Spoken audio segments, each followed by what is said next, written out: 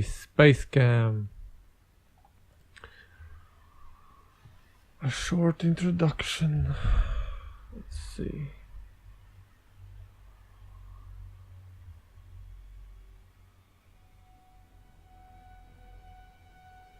Okay, Spacechem.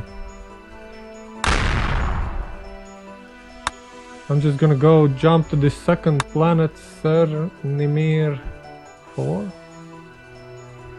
And this mission should have been either this one should have been the first or this one, because all the rest of the missions are like, whoa, a waste of time. So let's see my solution for this one. Pipe length matters. You know, like for example, this resource will spawn. If the pipe is short, it will just spawn one or two. Your production, quote unquote, slows down. But basically, you know, just lay out your reactors, start the simulation, and see the elements are moving through your pipes. If you double click a reactor, I'm very proud of this solution. So let's see, everything starts from these start nodes. You have like basically two of these arms. They have like official name, Waldo's over there, but what you need to focus on is these spawn locations. See, you can just practically, you can't change them, so just, you know, you might as well focus your attention on there. So just control your simulation speed, or just, you know, return to editing. Let's see, so what I do here is I started out and I spawn using this one, input module.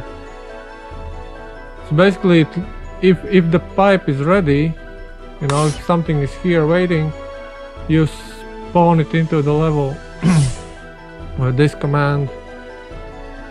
So just summon it in, then you, well, this waiting is for something else. To synchronize the, you know, it's a synchronizer. And basically these grab nodes are, you know, standard. You can't really, well, do much about them. But the way, you know, the way you need to think about, maybe let's go to a simpler level. This one. But I don't like the solution I came up with here.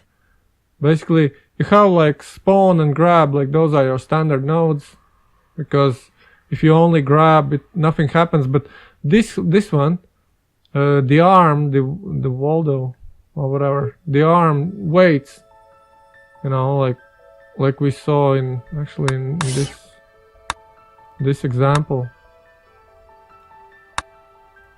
So see, this guy waits at this command until it spawns. It doesn't wait at the grab command, where it skips it entirely. And also it waits at the output command. Those are two like passive sync nodes that you can, if you know, but let's return to this thing. So you do the spawning thing and then you drop it, and this synchronizer, you know, you need to synchronize here because the paths are different kind of length, you know. I put another synchronizer here, so basically whichever arm reaches the synchronizer first will, you know, wait there. So see, this one reached the synchronizer first, so it waits. Blue arm reaches another synchronizer, and then it performs a check. So either it waits, if the red one is not at the synchronizer, it would wait here, or it just passes through and, you know, releases the other arm as well. So the logic here is, you know, you need to wait. Well, I mean, yeah, these paths, because they are different lengths, maybe it's possible to make them the same length, but you need to cross these elements, you know, and when you cross them, you know, you never know where your arms might be at any given time, and if they collide, you know, your simulation is over. So crossing them is also tricky. So just whatever, you sync them here and here. That way you always know that one element will be here to create the output, and then, you know, just control whatever bond command, because the red arm goes last, and then you just, you know, submit the output, and that's how you complete the level, and then you just, you know, deliver it. But the reason I wanted to start, you know, I searched around. I really did. This guy did the solution for this level like this.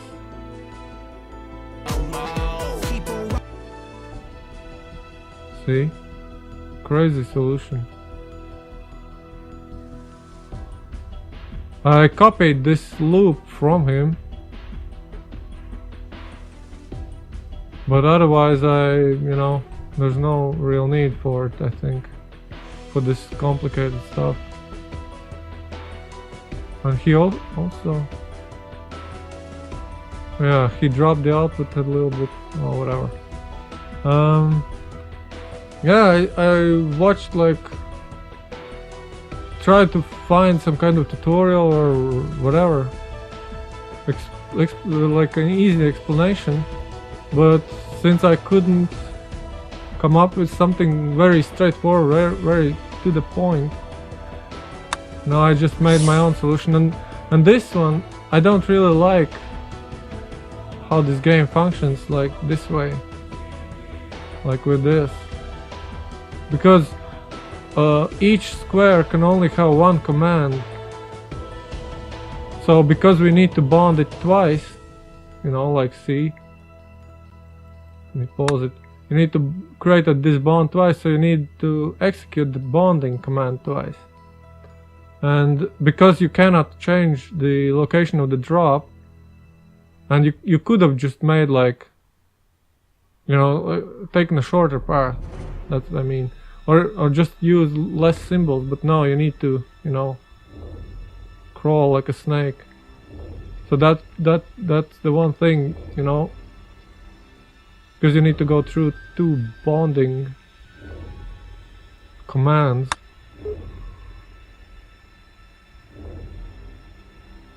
You need to take like a weird path, but otherwise, you know, it's straightforward. You spawn it in, you start wherever, doesn't really matter.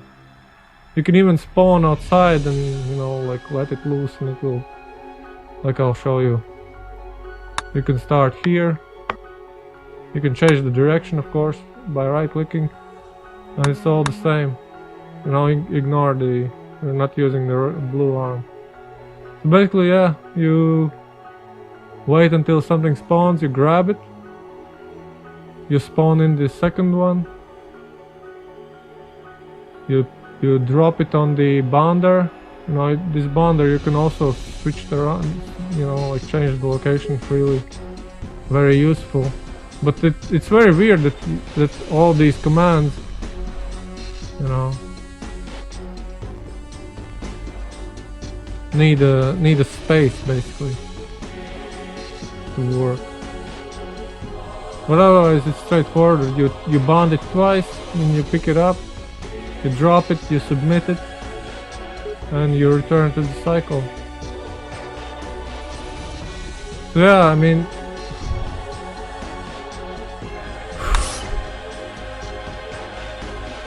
that's the only reason to make this video. Because, I mean, the concepts, to master them, maybe it takes a while. This syncing especially, you know, like you need to think about where you're gonna put the sync points, because in essence you want this loop to execute as fast as possible, right? But because we don't know when it will spawn in or whatever, the delay is created, so that's why this guy, you know, like waits here. It seems like he wastes time, And maybe this guy wastes a little bit time, but because of these commands, you know, that you need to place them on a line or whatever, that creates your weird solutions. But yeah, basically this guy, yeah. See, he bonds into nothing, then he bonds it again, but basically because of this thing, we execute the bond perfectly, and then there's another bond. I don't remember why. Do you even need those, both of them? I don't know. But yeah, I mean, this can get you like started in, I don't know. What did it take? Like 10 seconds? No need for a lengthy explanation or whatever. You can understand in time what you're doing, what's up, what's not up. But yeah, grasp these core principles, and I think it makes everything much better. Thanks for listening.